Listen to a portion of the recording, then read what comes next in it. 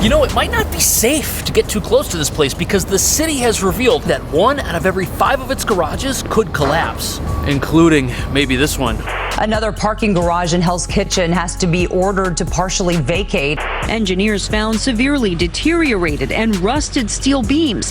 But experts say that's far better than what could have happened, and that the parking garage collapse in Lower Manhattan months ago may have prevented a repeat. After you told me this, I'm scared. It feels like living in like a wonderland sometimes, where it's like, oh, like what's the next building that's gonna like spontaneously combust? Look at this. 1 out of every 5 parking garages in Manhattan could be dangerous, which means every time you park, there's a 20% chance that something could go wrong. And this comes after a series of collapses, one of which ended tragically. But to be honest with you, this is such an alarming statistic that when I first heard it, I didn't believe it. And that's why we're going to investigate why parking garages are collapsing, how prevalent this issue really is. Is it really 20%? Plus, we're going to look at what happened to previous garages that have collapsed within the last few weeks and months. And we're going to look at what laws the city has recently passed that could be making this whole problem worse, which nobody wants to talk about. But even though 20% of the garages surveyed were found to have unsafe conditions, the city admits they only inspected 13% of the garages in Manhattan. And look at how many garages there are. They're everywhere. Literally every street has somewhere for you to park. And that means 1 out of 2 things. First, things could be even worse. They could inspect more garages and the percentage of safe garages could go down, or they could find 0 problems for the rest of their inspections and everything's fine. That would mean they found all the bad ones first. I'm not too sure about that. Also, many of New York City's garages are in very, very old buildings. Buildings that show signs of wear and tear on the surface. And experts say that signs of deterioration could indicate deeper problems. Problems which the city has recently been ignoring, which led to several collapses, one of which was very tragic over the last year. And now the city's kicking things into high gear. They don't want to take any more chances. And that's why they've made this handy little map that you can look at. All the red dots are garages with a potentially unsafe condition. The gray ones haven't been inspected yet. In fact, the garage we're standing near has an unsafe filing status, but cars are still using it, which might mean this isn't really a big deal and the city is crying wolf when there's no wolf. After all, this place is open for business, and even though it looks old and beat on the outside, the inside looks fine. There's Teslas parked in there. They have a supercharger. So let's go check out another one.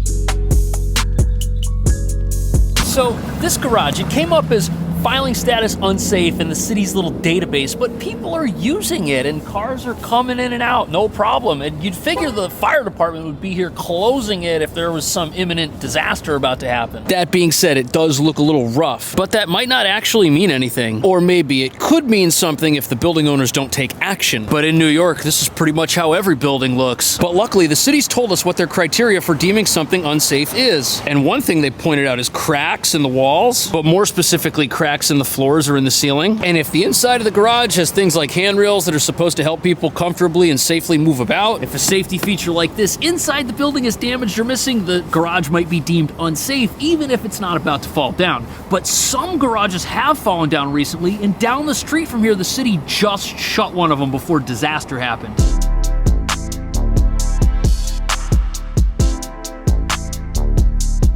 Here we have a garage that's been recently deemed completely unsafe and has been shut down. And what's crazy is that not only was the structure itself falling apart, but the people inside were doing something very illegal, which could have caused the whole thing to fall. Another parking garage in Hell's Kitchen has to be ordered to partially vacate, and customers are being told to remove their cars.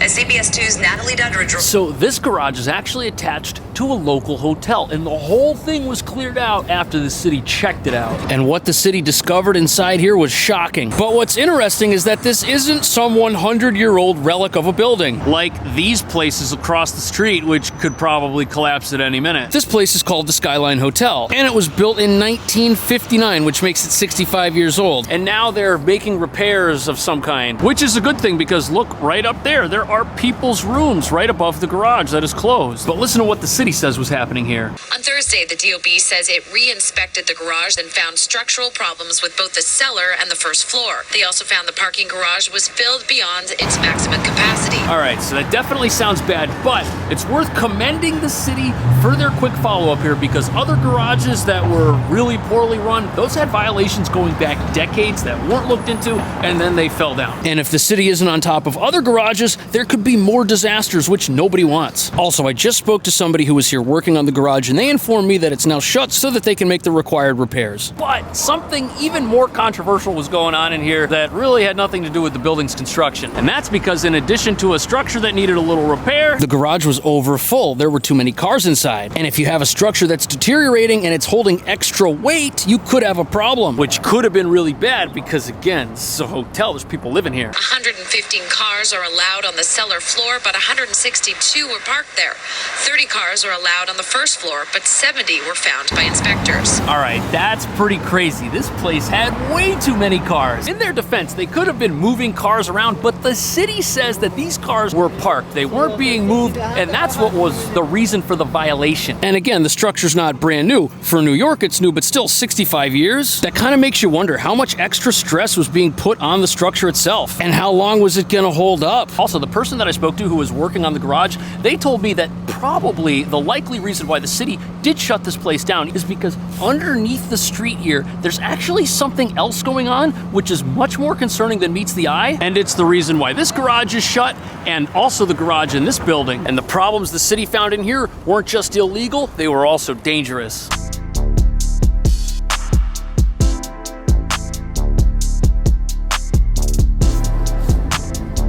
There's a lot of smoke on the street, but anyways, here's a garage which was closed 2 months ago when the city discovered something absolutely frightening about it. This garage was so dangerous that there were actually holes in the floor and you could see underneath the building, which becomes even more frightening once you realize there's a massive tower of apartments right here. Look at how tall that is. That's a lot of weight to be pressing down on an unstable foundation. And things could have been really bad if an engineer who wasn't working on the property inspecting it hadn't called 911. And before we get into what this engineer found and how bad things were, I spoke to a local resident, and they told me that this building's construction had some problems which may have contributed to the issues inside that garage that almost caused the entire thing to collapse. Inspectors right now taking closer looks at the huge holes in a parking garage in Manhattan. Above the garage, apartments.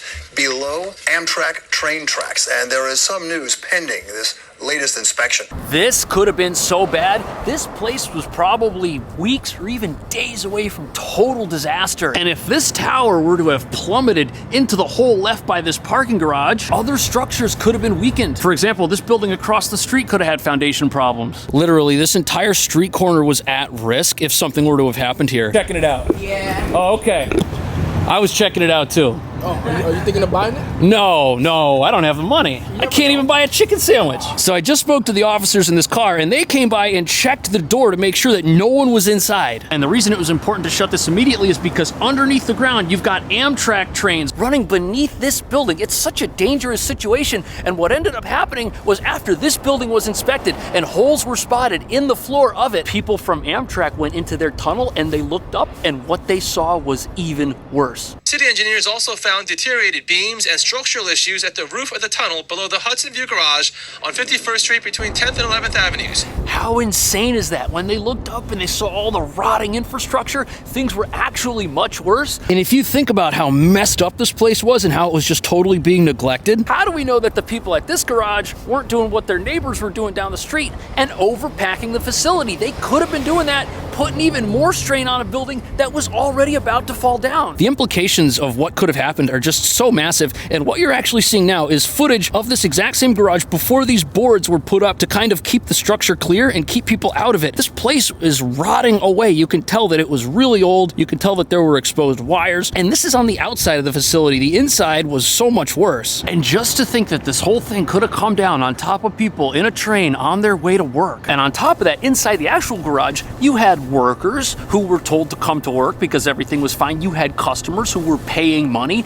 to park their cars inside this very same facility. In fact, after the place was shut down, there were a whole bunch of cars inside that ended up getting trapped completely because the city put a vacate order on the actual building. And a vacate order means that it's illegal to go back inside the property. You can't go in. And there were tourists who came here because we're in the middle of Manhattan. They parked their car, they went about their day in the city, and they had to take a flight or a train back to where they lived. And it took several days to restore the train service underneath the building itself. It was that bad. And hopefully this is a wake-up wake-up call for the city. And the reason the next shutdown on our list is pretty scary is because the reasons why it was shut down could apply to pretty much any garage in the city right now.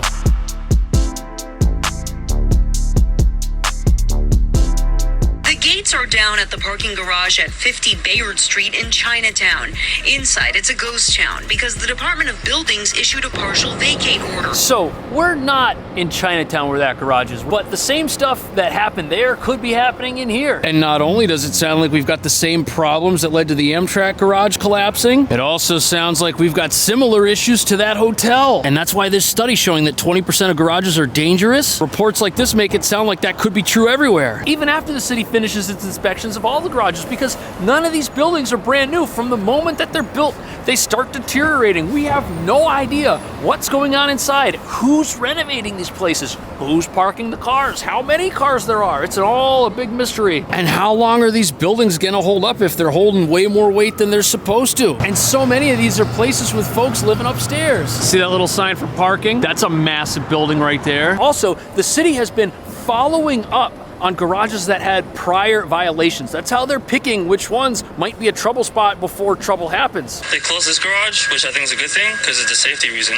I mean, that's pretty scary. The thing is, this one is connected to an actual apartment building, and so it seems really urgent that they shut this parking garage down. So what we don't know is if the garage in the video, or any garage for that matter, is double parking or even triple parking their vehicles. But what we do know is that if the owners care more about making money than they do making repairs, there's a legitimate chance they could care so much about money they also play games with the numbers. And let's say the owners of that garage want to give themselves a raise. Well, the easiest way to do that is to just bring in more vehicles. Because if you think about it from a business perspective, garages have a capped earnings potential. Because once you fill up all of your parking spots and there's no more room, you're out of business. You can't make any more money. You just sold every single thing on the shelf. But if you make more shelf space without telling anybody by putting the cars right up next to each other, now the earnings go up. And the garage at the hotel had 40% more cars on one floor and twice as many cars on one of the other floors. They were making a ton of money, and the incentive for workers at a place like this, they could go behind the owner's back and they could park cars without the owner's knowledge, so the owner doesn't know that his garage is overfull, the workers are making extra money. I'm not saying that's happening here, but it could. But the good news is the number of inspections is skyrocketing. The DOB says inspectors visited 78 sites to determine whether previous concerns were fixed. I think the key word there is previous concerns being fixed. And the reason that's an important statement is because previous garages that collapsed had violations going back 20 years. And that right there should be a red flag. If you're supposed to do something and it's structural and you don't fix it, there's an online record of this stuff. The city knows who the troublemakers are. And what this means is garage owners can't just get cited for something, pay some fines, do some haphazard repairs, and just get away with it. There's now actual accountability, because the repercussion for not doing this, they're gonna shut down your business. Now your garage isn't gonna park any cars. It's not gonna make any money. And if we're talking about people who are so greedy they don't repair their garages, they park too many cars, financial punishment seems like the right move. But if the city goes to a property that's falling apart and they decide to inspect it, how specific are those inspections? Are they doing any real tests? Are they just looking at things? What exactly are they up to? He explains how an inspector may deem a parking structure unsafe. Sometimes that you can use as simple as a mallet, or you can maybe do some probing where they open up sections that are in question. Okay, that's pretty interesting. Remember that cracked wall we saw at one of the other garages? You could take a mallet and hit that and see what falls down and see what's behind it. Luckily, it's on a wall, not a ceiling or a floor. But even though it seems like the city is doing everything in its power to protect us from dangerous parking garages, critics say that recent laws passed by the city might be making the problem worse and might cause even more garages to fall down in spite of these new inspections. And not only is this a legitimate concern, the fact that the city's being quiet about it and is still going to have these laws happen is also something people should be concerned about.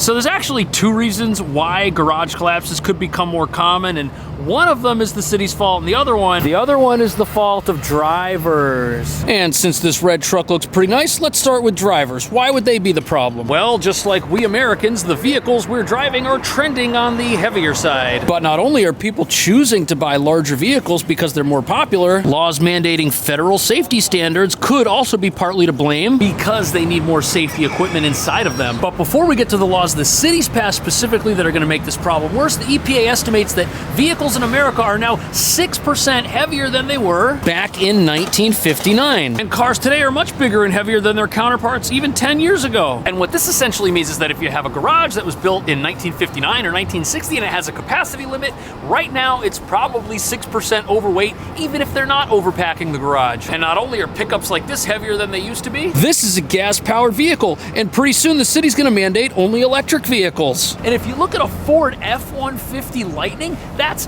30% heavier than a comparable F-150 roughly, weighs almost 7,000 pounds. And you're telling me that a 100-year-old garage is gonna be able to take weight like that when it was built for the Model T Ford? And again, think of the ramifications with an overpacked garage. The garage is 50% over capacity and the cars are 36% heavier. This is a bad situation. But these concerns could be overblown. Look at all these vehicles on the road. These are all gas vehicles. New York is one of the hardest places to own an electric car. And that's because although there's plenty of charging infrastructure for these electric city bikes, there is zero charging infrastructure where these cars are parked. And not only is that not likely to change anytime soon, when you do happen to find a curbside charging network in New York City, it's usually full of vehicles. And the one that I was able to locate was full of government vehicles, some of which had been charging for multiple days in a row and weren't being removed anytime soon. And if garages aren't willing to spend the money to make basic repairs, they're not going to spend the money to install superchargers. Hey, here we go, a Tesla. I found one. You can see that it's not plugged in because there's no charging network here. And the person happens to live in New Jersey, where they probably have a house and the ability to charge when they're sleeping. And personally, I don't see any chance of the city digging up every single road and installing chargers all over the place. And what this probably means is that garage owners don't have as much to worry about as far as vehicle weight is concerned, because these heavy vehicles